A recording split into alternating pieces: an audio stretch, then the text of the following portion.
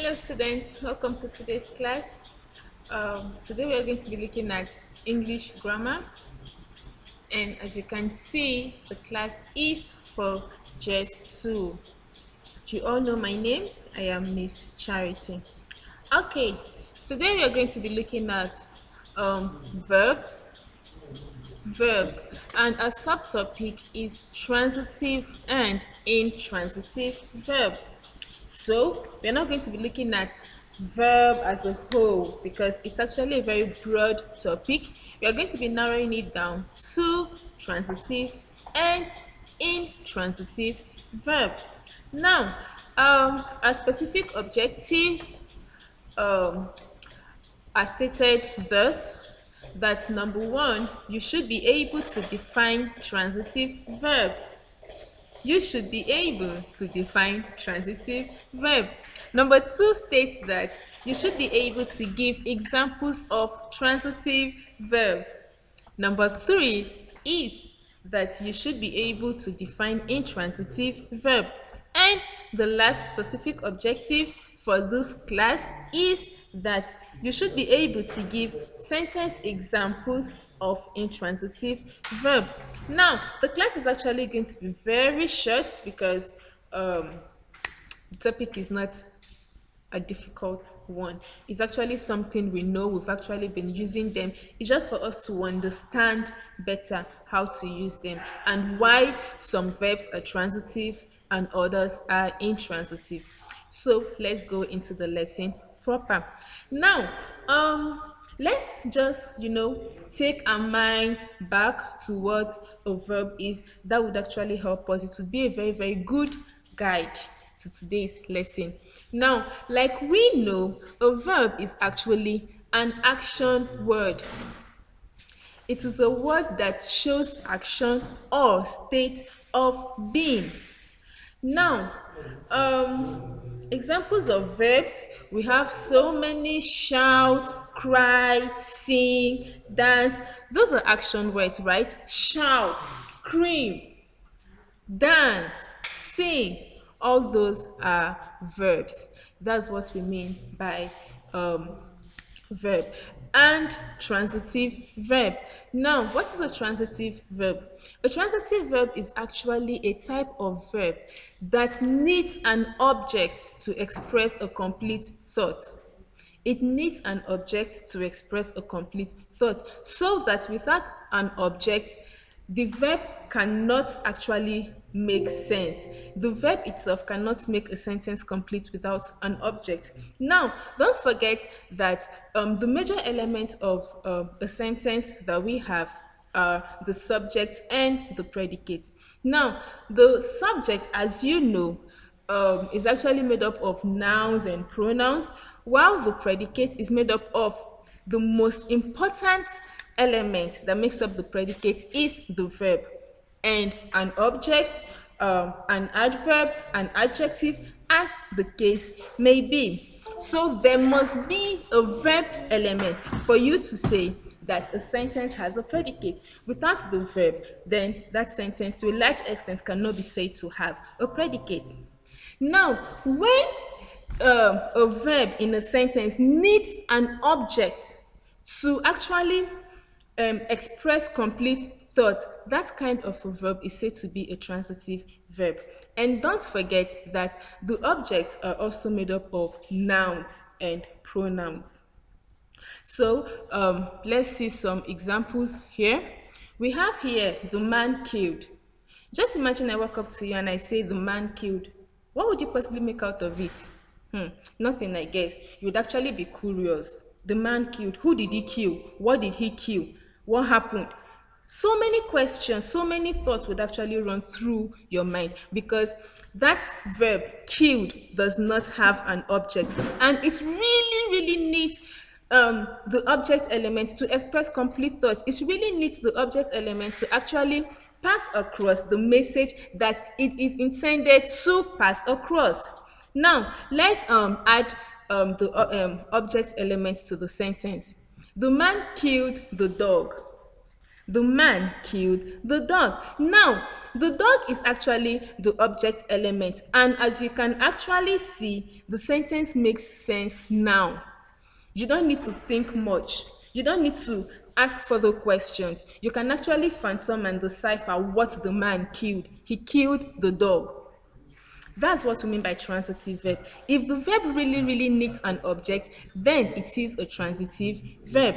Now, let's analyze the sentence. The man. The man is the subject. The man. That is a noun phrase. I won't be dwelling on that. Now, killed, like I said earlier, is the transitive verb. And the dog is the object. That is what the man killed. Meanwhile, let me just take your mind back to the subject and object. Now, remember that last term we actually discussed and we established the fact that the subject element is actually the performer of the action in a sentence.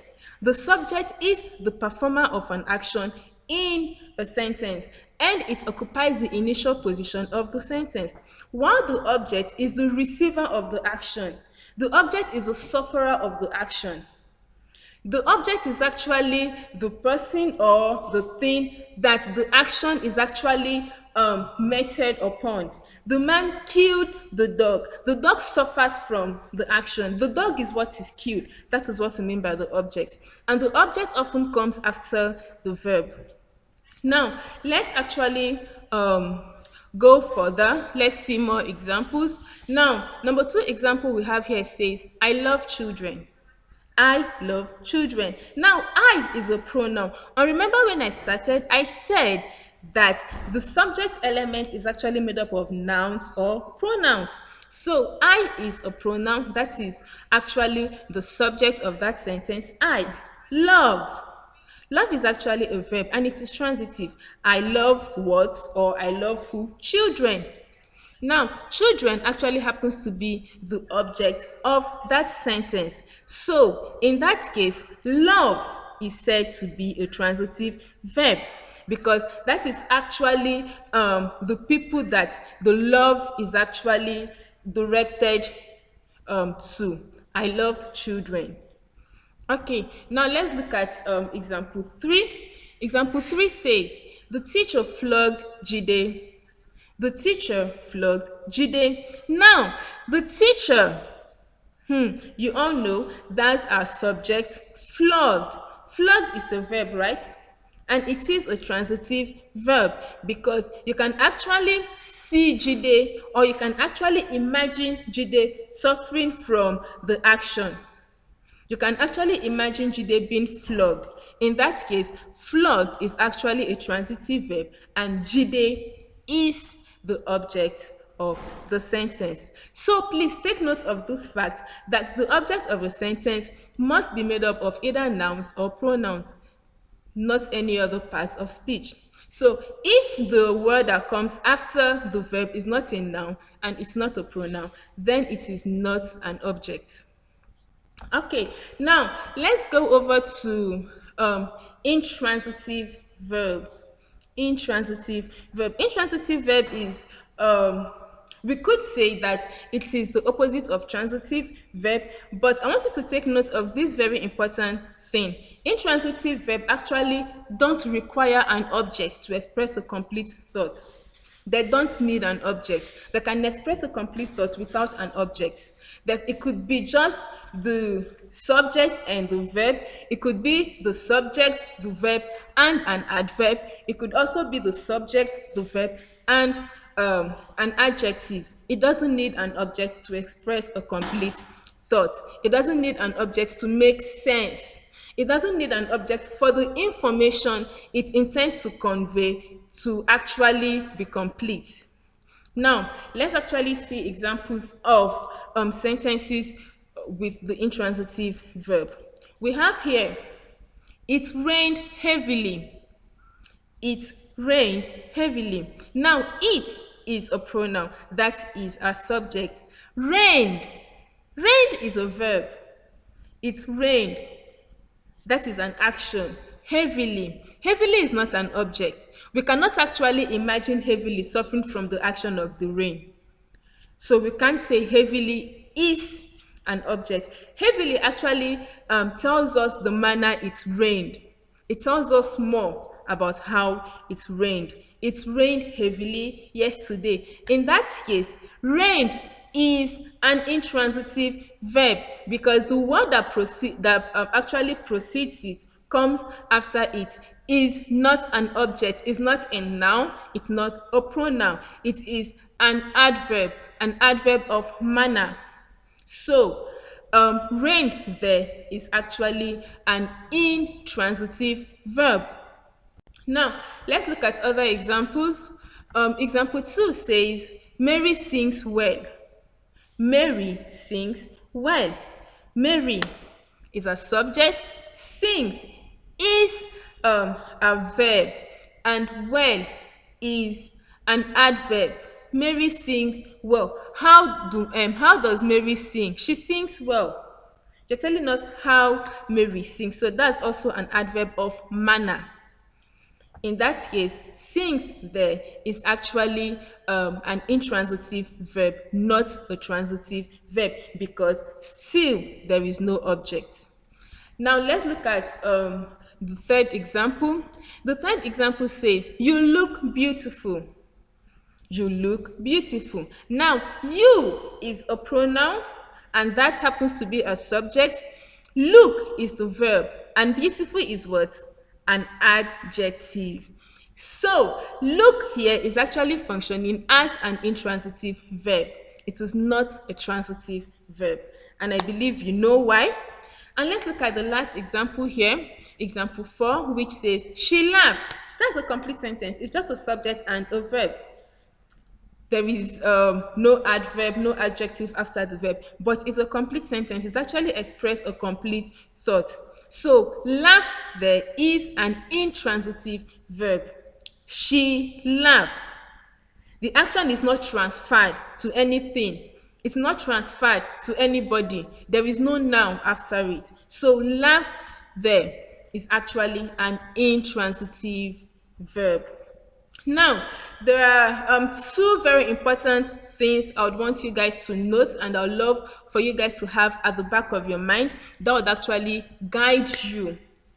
The first one is that a verb can only be said to be transitive or intransitive when it is used in a sentence, so that you cannot actually establish the fact that a verb is transitive or intransitive in isolation. When the verb is on its own, is standing as a word on its own, you cannot for sure say that that verb is a transitive or an intransitive verb. You can only come to that conclusion when you might have used the verb in a sentence.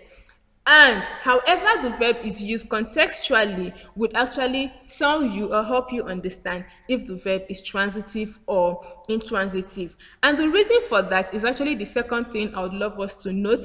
The reason is because some verbs can be transitive in one sentence and intransitive in another sentence.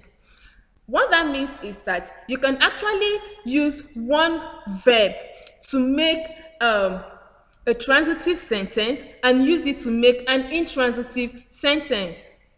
Yes, that's what I mean by some verbs can be transitive in one sentence and intransitive in another sentence. Now let's actually see examples.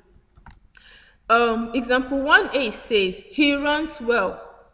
He runs well. Now, runs is a verb and it is used as an intransitive verb in that sentence. It is an intransitive verb in that sentence. He runs well. Now, let's see example 1b. She runs a restaurant.